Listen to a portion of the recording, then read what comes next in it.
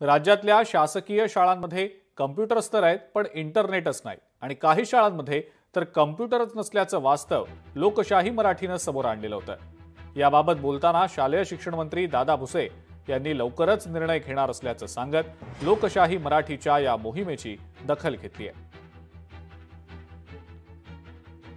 लोकशाही मराठीने आता एक कॅम्पेन केला ज्यामध्ये काही शाळांमध्ये कम्प्युटर्स आहेत, काही शाळांमध्ये कम्प्युटर्स नाहीत। ज्या शाळेमध्ये कम्प्युटर आहेत ते भूतकाळात पडलेले आहेत अशी परिस्थिती आहे, तर काही शाळांना कम्प्युटरच मिळाला नाही। या संदर्भात काही निर्णय केला? ही वस्तुस्थिती आहे की आता आपल्याला बदलत्या जगाच्या दृष्टिकोनातून ई टेक्नॉलॉजीचाही आपण त्या ठिकाणी वापर करतो आहोत। इंग्रजी माध्यमांच्या शाळेमध्ये ज्या पद्धतीने हे सर्व आधुनिक शिक्षण त्या विद्यार्थ्यांना दिले जात आहे, त्या स्पर्धेमध्ये आपले पण विद्यार्थी टिकले पाहिजे म्हणून या सुविधा शासनाच्या वतीने संपन्न होतात।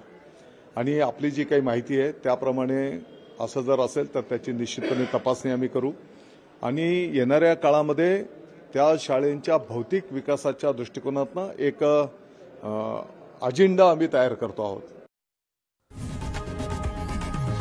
लोकशाही मराठी ऐका, पहा, जागरूक रहा।